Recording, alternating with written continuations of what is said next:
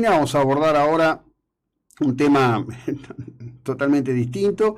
Está en línea el abogado Juan Ignacio Pascual. Esto tiene que ver con un tema que fue adquiriendo mucho volumen y mucha carnadura como información, trascendiendo los planos locales. Tiene que ver con Guillermo Pérez Roldán y con la historia con su padre. Buen día, ¿cómo va? José Luis, ¿cómo estás? Buenos días para vos y para tu audiencia. Bien, bien. Ha habido novedades muy fuertes determinadas por la Justicia Federal de Azul en este tema, ¿no? Sí, recientemente, ahora en el mes de marzo, el juez federal de Azul ha dictado 8 medidas cautelares.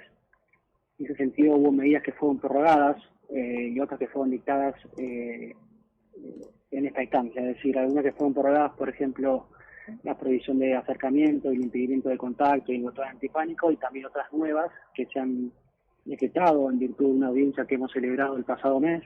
Esto es la prohibición de salida del país, la prohibición de asustarse de su domicilio por 72 horas, también la inhibición general de bienes de su padre, de su madre y también de la sociedad, que entendemos que es el vínculo o el medio a los fines de la consumación del último tramo de la conducta, que es la del lavado de activos, y al mismo tiempo la fijación de una tobillera electrónica, ¿no? Con posicionamiento geolocalización. En ese sentido creo que son todas medidas tendientes a los fines de resguardar la etapa en que se encuentra la investigación. Hay que recordar la gravedad de los delitos que se encuentran investigados y a su vez que también al mismo tiempo, no obstante estas medidas de cautela, el juez ha dictado más de 20 medidas de prueba. Ahora, en este contexto hay un par de cuestiones. Primero, ¿por qué declaraciones en cámara Gesell? En general uno tiende a pensar que la cámara Gesell es para niños, para menores. Acá hablamos de dos adultos, porque no solo estuvo en cámara Gesell Guillermo Pérez Roldán, sino también Graciela Pérez, una alumna de la escuela de Pérez Roldán y deportista que llegó a ser auxiliar en el club.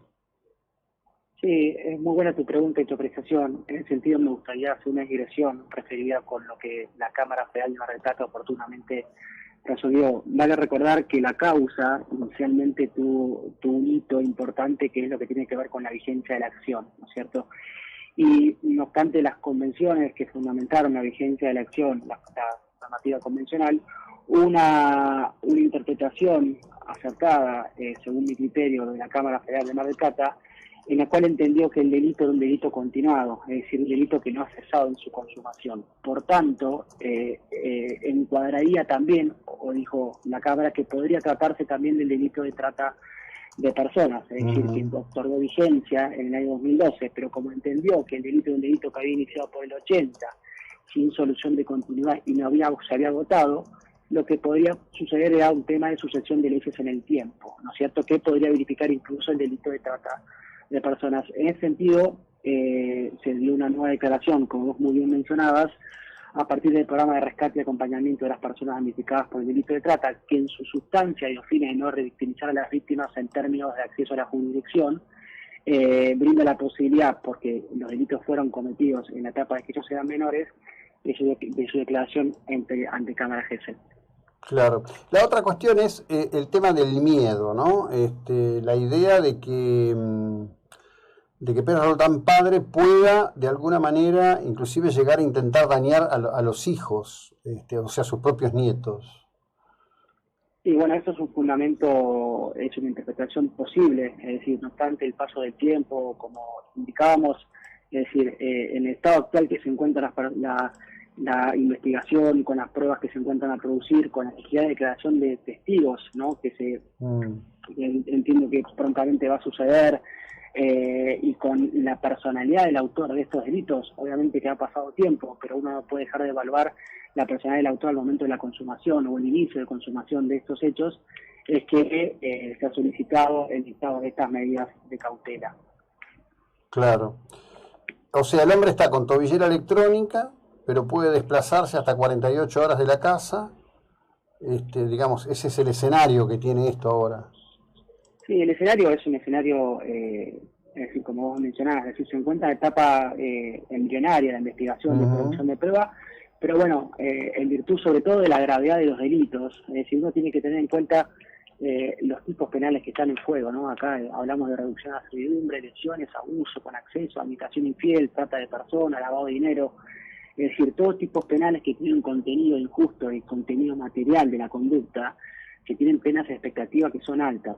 Y si bien uno entiende que la Corte en su fallo Esteves entendió que uno puede evaluar a los fines del riesgo o del dictado de medidas de cautela solamente la pena en abstracto, hay circunstancias, como vos bien mencionabas, es decir, la etapa que se encuentra la causa, y también que la ley de víctimas es muy amplia en estos términos de protección a las víctimas y otorga en el artículo 5º de esta ley un montón de medidas tendientes a asegurar, ¿no? El proceso también y asegurar a las víctimas. E incluso también es importante marcar que la Cámara, como habló de un delito continuado, como son, es decir, son delitos continuados que no han cesado, el dictado de estas medidas de cautela encuentran fundamento en esta ley de víctimas que prevé la posibilidad de que su dictado, es decir, estas medidas de cautela, para impedir que el delito continúe en ejecución o alcance consecuencias ulteriores.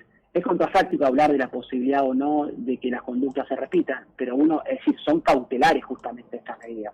Claro. Uno no puede aventurar decir, bueno, de acuerdo a la edad, esta persona no va a volver a cometer estos delitos. Es cierto, eso sería conjetural y no sería práctico. Lo cierto es que las medidas de cautela tienden a resguardar la posibilidad de la comisión de un hecho también, ¿no? Sí, sí. Bueno, te agradezco. Muy amable. Buena jornada. No, José Luis, igualmente para vos y muchas gracias. Bien, seguimos nosotros. La conversación hasta este momento era con el doctor Juan Ignacio Pascual, abogado de Guillermo Pérez Roldán.